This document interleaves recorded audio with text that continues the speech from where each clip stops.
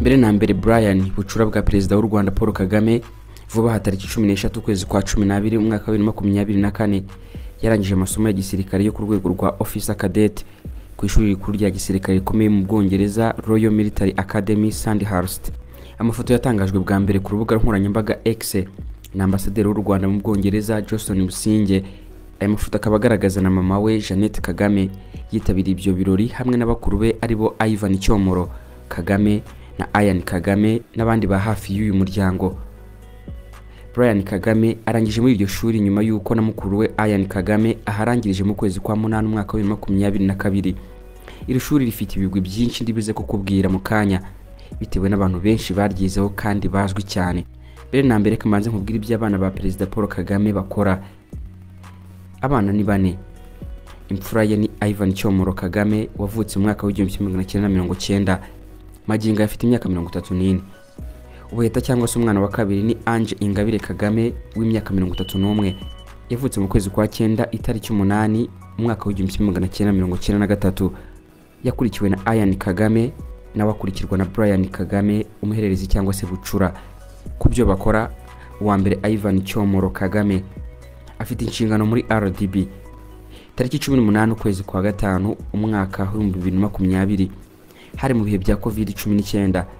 Usibye kuba inama y'abaminisitiri mu Rwanda yaremeje kugumishaho nyinshi mu ngamba zafashwe mu kwirinda coronavirus mu nama yari yabanje. Kimwe mu bindi byemezo byayo cyakuruye imboni za benshi no gushyira mu mwanya w'ubuyobozi Ivan Kagame. Ku nshuro ya mbere inama y'abaminisitiri yari yobowe na nyakubahwa Perezida wa Repubulika Paul Kagame yashyize umwe mu bana be mu myanya y'ubuyobozi. Ivan Kagame yashyizwe mu bagize inama y'ubutegetsi y'ikigo cy'igihugu gishinzwe iterambere RDB. Iki kigo nicyo gicunga iby'ubukerarugendo, kwandika ibigo by'ubucuruzi mu Rwanda n'ibindi. Ivan Kagame wari ufite imyaka 30 ariko bakaba afite imyaka 34. Guhera icyo gihe na mbere yaho ntabwo yari yarakunze kugaragara mu ruhando rwa politiki, mu itangazamakuru cyangwa se ku mbuga nkoranyambaga. Izi nshingano byumvikana neza yuko yari azikwiriye kubera ko umwaka wa 2018 yarangije icyiciro cya gatatu cya kaminuza mu by'ubucuruzi muri University of Southern California. Uwa kabiri ni Ange Ingabire Kagame afite inshingano muri Perezidansi ya Repubulika y'u Rwanda. Inama y'abaminisitiri yateranye tariki ya mbere ukwezi kwa 8 umwaka ushize wa 2023 iyobowe na Perezida Paul Kagame yashyize mu myanya abayobozi batandukanye. Mu bashyizwe mu myanya harimo Ange Kagame ubuheta bwa Perezida Paul Kagame aho yagizwe umuyobozi mukuru wungirije w'akanama gashinzwe ingamba na politiki muri Perezidansi ya Repubulika. Uyu mwanya witwa Deputy Executive Director Strategy and Policy Council. Bamwe mu bakoresha urubuga nkoranyambaga rwa Twitter icyo gihe bifurije imirimo myiza Ange Kagame akaba nakunze kugaragaza yuko arukoresha. Nyuma yaho mu butumwa nyujije kuri Twitter n'ubundi Ange Kagame yagize icyo avuga kuba mwifurije amahirwe masa ku nshingano yahawe ndetse navuga yuko yiteguye kuzishyira mu bikorwa. Yaragize ati ndabashimira mwese ku butumwa munyifuriza ibyiza. Ntewe ishema kandi niteguye gutanga umusanzu no gukora itandukaniro ku bw'igihugu cyacu. Uyu Ange Kagame wahawe inshingano mu biro by'umukuru w'igihugu cy'u Rwanda afite impamyabumenyi mu cyiciro cya gatatu cya kaminuza mu bigendanye n'ububanyi n'amahanga, akaba yarayikuye muri Columbia University y'i New York muri Leta Zunze Ubumwe za Amerika. Uwa gatatu ni Ian Kagame, n'umwe mu bagize umutwe w'abasirikare b'indobanure barinda umukuru w'igihugu. Ubageze ku ipeti rya majoro mu ngabo z'u Rwanda RDF.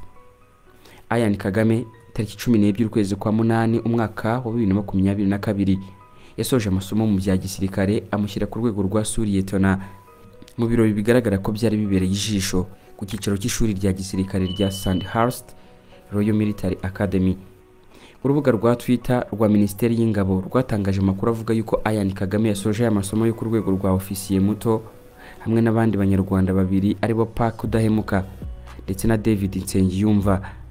Ian Kagame ubusanzwe n'umwana wa gatatu mu muryango wa Perezida Kagame yasoje aya masomo amushyira kuri uru rwego yiyongera kuyaheruka gusoza mu mwaka wa 2019 y'icyiciro cya gatatu cya kaminuza cyangwa se Masters mu bijyanye n'icungamutungo muri kaminuza yitiriwe Williams cyangwa se Williams College muri Leta Zunze Ubumwe za Amerika.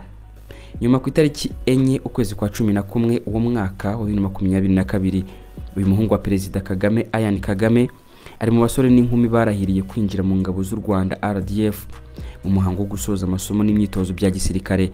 n'umuhango wabereye ku ishuri rya gisirikare rya Gako mu karere ka Bugesera. Icyo gihe abasoje amasomo kari 568 bahawe ipeti rya Suriyetona bambikwa na Perezida Paul Kagame, umugaba w'ikirenga w'ingabo z'u Rwanda. Aba bari barimo abize mu Rwanda n'abize mu mahanga. Birumvikana ko iki gihe abanyeshuri bari barize mu mahanga byabaye ngombwa yuko barahirana n'abandi gukorera igisirikare cy'u Rwanda. Imibare igaragaza yuko abasirikare 20 aribo basoje amasomo n'imyitozo mu mahanga icyo gihe. Iri shuri yasorejemo amasomo bya gisirikare rifite ibigwi byinshi cyangwa se ibigwi bikomeye mu gutoza abasirikare bakuru bo mu gihugu cy'Ubwongereza, by'umwihariko ingabo z'ibwami, aho bongererwa ubumenyi mu kuyobora ingabo.